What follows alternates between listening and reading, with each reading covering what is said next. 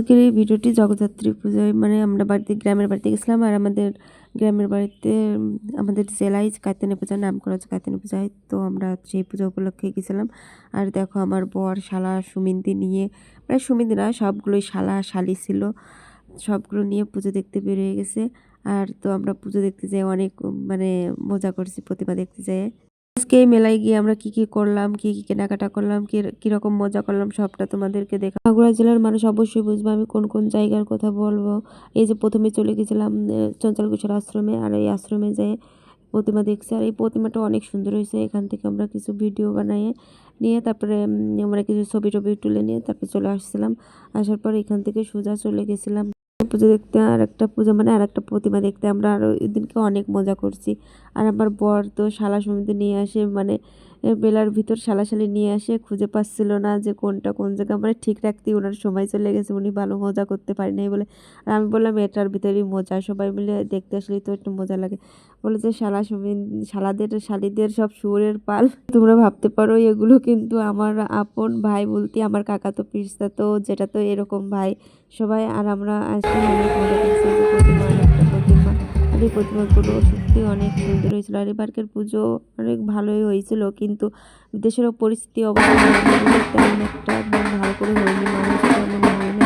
রাত 10টা দেখা বন্ধ করে দিয়েছিল, এরকমটা শুনছিলাম।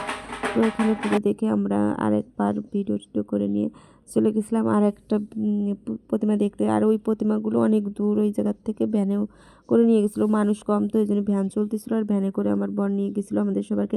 আমরা যখন যাই না তখন আমাদের সবার একটা অটো ভরে গেছি, আবার ভ্যানে ওঠার সময় আমাদের পুরো একটা ভ্যান লাগছে আমাদের, মানে যে ভ্যানেলা বা অটোওয়ালা পাইছে আমাদেরকে নিয়ে গেছে, আমাদের মানে জন্য দাঁড়ায় থাকা লাগেনি, আমাদের প্রতিটা সিটই বুক করে ফেলছি। তো এই জন্যই আসার সময় আমাদের কোনো সমস্যা হয়নি এই জন্যে।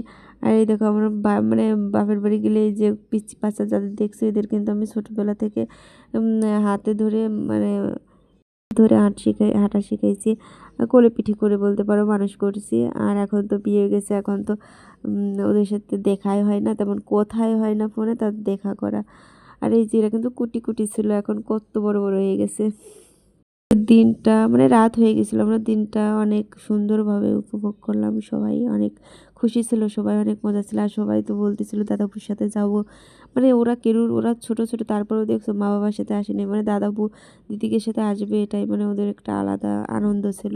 তো আসতে পারে ওরা অনেক খুশি হয়েছে, আর আমরাও ওদের সাথে এসে অনেক খুশি। আর দেখো তারপর সব শেষে আমাদের চটপটি খাওয়াইছে, খাওয়ানোর পরে আমরা ওই সময় চটপটি খাইছি, খাওয়ার পরে বাড়িতে চলে আসছিলাম। অনেক রাত হয়ে গেছিলো, আর বাড়ি থেকে অনেক ফোন দিচ্ছিলো কোনো কোনো, পরে আমরা সবাই মিলে বাড়ি চলে আসলাম। দেখো আমার খাওয়া শেষ, এখন আমার ভিডিও করতেছে। ভিডিওটি তোমাদের কেমন লাগছে অবশ্যই লাইক কমেন্ট করে জানাবে, আর ফলো দিয়ে পাশে থাকবে সবাই।